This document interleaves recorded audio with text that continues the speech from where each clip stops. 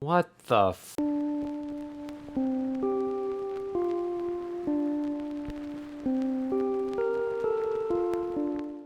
You ever wish that Japanese schoolgirls and erotic bullying could be a TV show? Well, look no further. Don't Toy With Me, Miss Nagatoro has it all. I was tempted not to start with this show, but instead another title. It's too all over the place. But I figured why not start with something complicated? Save the easy ones for later. So here it begins.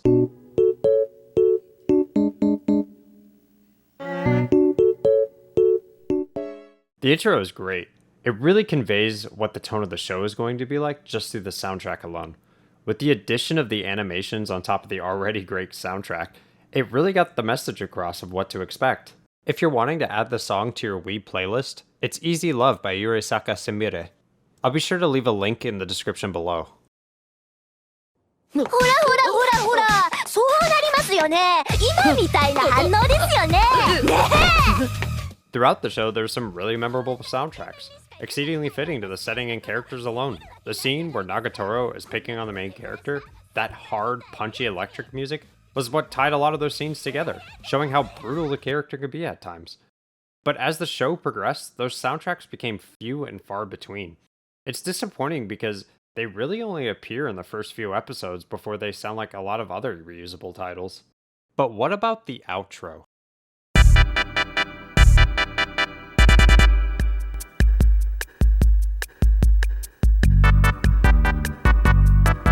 The outro, on the other hand, is rather forgettable. It often surprises me when shows go from a really fast paced environment to suddenly this mediocrely crafted outro. It doesn't fit the overall theme to the show. I didn't see too many people listening to this on their Weeb playlist compared to the intro, so take what you will from that. But if you're wanting to add this as well to your playlist, it's colorful canvas created by the cast of the show. Now on to the characters. As far as characters go, they're as much as you expect from a fanservice slice of life genre. A single male character with a harem of linear personalities. I shouldn't expect too much from a fanservice genre, well, because it only has one job. It's really not meant to go much further than that. Naoto Hachiochi, or Senpai as he's commonly referred to, is the main character. He's a lone high school boy who frequently finds no contest in his days, keeping pace in his quiet life. His voice acting isn't very pronounced, giving him the illusion of being a background character. If it wasn't for his shaggy, unique hairstyle, it could have passed over me in some scenes that he was supposed to be the main character. However, when the main character displays emotion in an alarming manner, it's about what you expect from someone like him. Creepy and just repetitive. Taking into account his rather bleak personality of a lone high schooler boy, you'd never expect him to be remotely associated with the other characters in the show. Frankly, it reminds me of myself during my high school years. However, not to this extent. The other primary character is Hayase Nagatoro. Oh, where do I even begin? Well, most of us in our day have experienced high school, or at least I hope. Or you remember those popular kids from high school that seemed way too high maintenance? Well, Nagatoro is that. An overbearing personality stepping on the toes of anyone she disagrees with little to no remorse. A sociopath. Well, her role in the show is about what you expected. It's even in the title. She bullies and abuses the main character over and over again. こんなイケメンにしか許されないようなすかしたことできるわけないじゃないですか。こんな童貞面した先輩みたいなやつに。 The voice actor from Nagatoro has some really memorable moments, really driving her character. Unlike some characters in similar genres. だって悔しがってるな。はあ、別に全然悔しくないし、使い道もない筋肉鍛えて、そりゃご苦労様っすね。 She has a wide variety of tones and expresses a wide array of emotions effortlessly, showing how alive she is. Where some are just... こんにちはっす。先輩。 yeah. It's blatantly obvious she's the primary character from her unique jewelry, wicked gaze, and devious actions that drive the story. It's almost as if he's not the main character. Then there are some minor characters that are actually worth taking a look at, considering they drive a lot of the actions behind Nagatoro herself. For starters, there's Gamo-chan. Probably with her ties to the Italian mafia, this character is much more sadistic than Nagatoro herself. I've never seen a character with tired eyes that has so much evil energy behind them. Despite being a secondary character, I would have loved to know more about her in the show. It's not because of her obsessive bullying, but because she leads most of the influences on the group. Then there is Yoshi.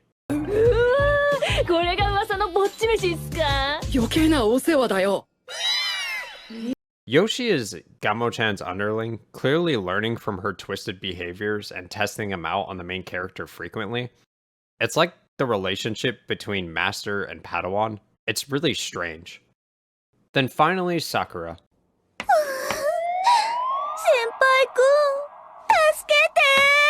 She's a wild card. At one point, she's following the motions of the group. The next, she's off doing whatever she feels like doing. I'm not saying there's anything wrong with having a different taste than your friends. It's refreshing to see that not everyone's interested in torturing some teenage boy. I just want to know how they became friends, I guess. It's strange, her character, considering she brings only really one thing to the show that's semi-significant. But we'll talk about that later. So with that out of the way, what is Don't Toy With Me, Miss Nagatoro? Well, it's a fan service slice of life romance taking place in a Japanese high school. The main premise of the show is to bully the main character to the point of insanity, then nurturing his wounds back with some generic fan service scenes. I'm not saying there's anything wrong with these combinations, I'm guilty of watching the same genres, but they're just predictable. Get some funny moments, hurt another character, then give the audience a cute little love scene. Rinse and repeat. It's a formula that typically works in these genres. It keeps the audience engaged. So how does it begin? Nagatoro and the main character meet in the very first episode. You get a brief understanding of the two's personalities by just the flash fiction style introduction. The main character is portrayed as a shut-in NEET who goes to the library for his own ventures, where Nagatoro and his friends just so happen to be that day. You get a good understanding on how different Nagatoro and Hachiochi's worlds are by just this line alone. I can't stand those types of girls. And I don't blame him. His life only gets worse, it seems, by just meeting them. When he refers to the group as a species, you definitely get a taste of how vastly different their view of the world is. Now, skipping ahead a bit, it's strange the two main characters' interaction on just the first day alone. They do some weird LARPing on a particular panel of Hachiochi's manga where he's supposed to flick Nagatoro's hair or something. I really didn't get it. Was there something to take from that? Hachiochi just can't write a manga? What's even worse is Nagatoro had this weird illusion that somehow the main character in that manga was supposed to be him. I didn't get it, from any perspective. It's like she's never read a book, or if she did, somehow in her eyes, the author is just the main character in disguise. The reason why I'm picking this moment apart is because it really shows how linear Nagatoro's character is. How there really is nothing that could surprise the viewer at all. What you see is what you get. That's it. At this point, you could turn off the show and basically understand everything there is to it. If you kept watching, you'd see how brutal her character is to Hachiochi, bringing him to the point of tears over a manga that somehow in her eyes is about him. Then immediately her tone of the character had suddenly snapped 180 degrees, going from brutally attacking the character's personality to trying to cheer him up, wiping away his tears. Has she not engaged with a human being before? I know it's petty to pick apart this very first interaction, but it's everywhere in the show. Nothing changes except his tolerance of her. It's almost like Stockholm Syndrome. This wouldn't be the first time that she brings him to the brink of tears, or even to the point of severe emotional distress. But to the writer's credit, it does progressively die down and continue as something resembling a wholesome experience. However, it takes away from what little memorable moments this anime has. Nagatoro's friends resemble that of an evil hive mind going out of their way just to cause issues, even bullying Hachiochi just to bully Nagatoro, because they know how she would react. You could say that Nagatoro has some sort of empathy defending her prey from the other animals, but how I see it is a lion refusing to share his food with the others. The extent of this bullying goes much further than Hachiochi. You remember Sakura? Well, she had her own depraved secrets too. She caused discord in a nerdy group because they were in her way. She flirted with them, broke them apart, and then used Hachiochi as a pawn when her plans blew up in her face. She's like those neighbors that are super sweet, but constantly in cahoots with the KGB, wondering how she could use you for her next move. At this rate, you could just make an anime on that alone. What's particularly odd throughout the season is Nagatoro's obsession with Hachiochi committing her image to canvas. It really shows the level of narcissism that Nagatoro has and how little she cares for the main character and his talents. It reminds me a lot of those artists receiving beggars for free commissions. Having gone through the same experiences of individuals begging for free art pieces from me, it's unsettling. But what's even more strange is that Hachiochi capitulates and agrees to sketch Nagatoro. When he's done with his sketch, Nagatoro would just criticize him, telling Hachiochi how bad it is and that you should do it again. Some might see it as constructive criticism, but to the normal viewer who interacts with humans on occasion, this is outright rude and obnoxious. For instance, there was a scene where Hachioshi refused to give much detail to Nagatoro's thighs because he knew there would be backlash if he'd gone to such extent. Then Nagatoro hounded him about not drawing her thighs because it was lewd, and that's what she wanted. But these moments are just so odd. You'd hound him for having lewd thoughts, but not acting on them? This is such a backwards world she lives in. And if you're thinking this is a one-off event, it happens consistently in the show where she would tease him about having lewd thoughts, hinting to the fact that she wants him to act upon them or speak his mind. But when he does, it just makes the bullying worse, or they abruptly stop speaking and run away. I don't get it. What are the viewers supposed to gain from these interactions? It's not developing anything between the characters, it's just random. Despite these negative moments, the bond between the two characters do progress in somewhat of a wholesome manner at times. It really has some memorable moments that I actually root for Hachiochi and Nagatoro. But that spoils part of the show, so if you want to watch it yourself, skip to here. I think they're gone. In later episodes, Hachiochi and Nagatoro predictably grow closer to one another, going out of their way sometimes to be around each other. Heck, if my crush moved a couch in the art room, I think she's auditioning for casting couch. In my head, her moving that couch into the art room was the symbolic gesture that I've grown comfortable being around you, and I'm tired of sitting on these wooden stools. It's like she's moving into his house, leaving her toothbrush next to his.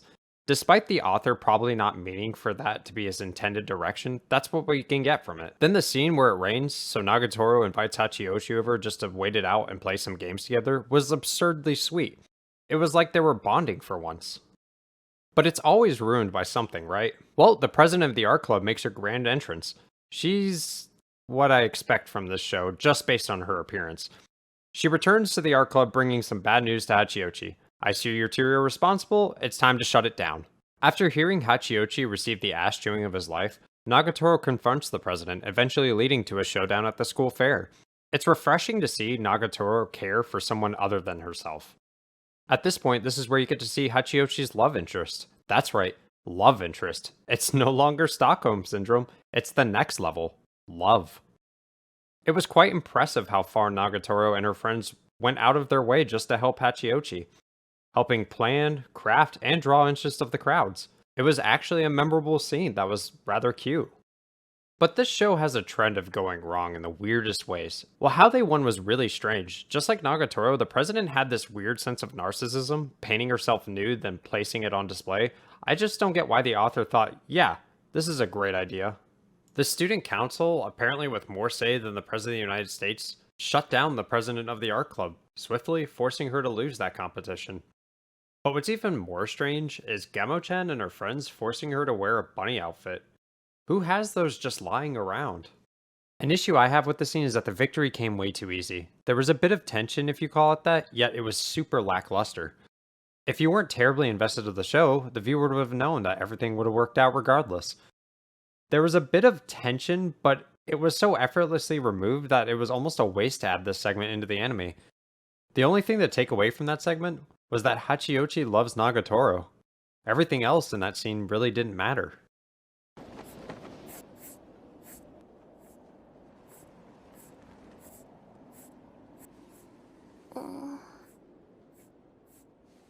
Hmm. 目を閉じてください。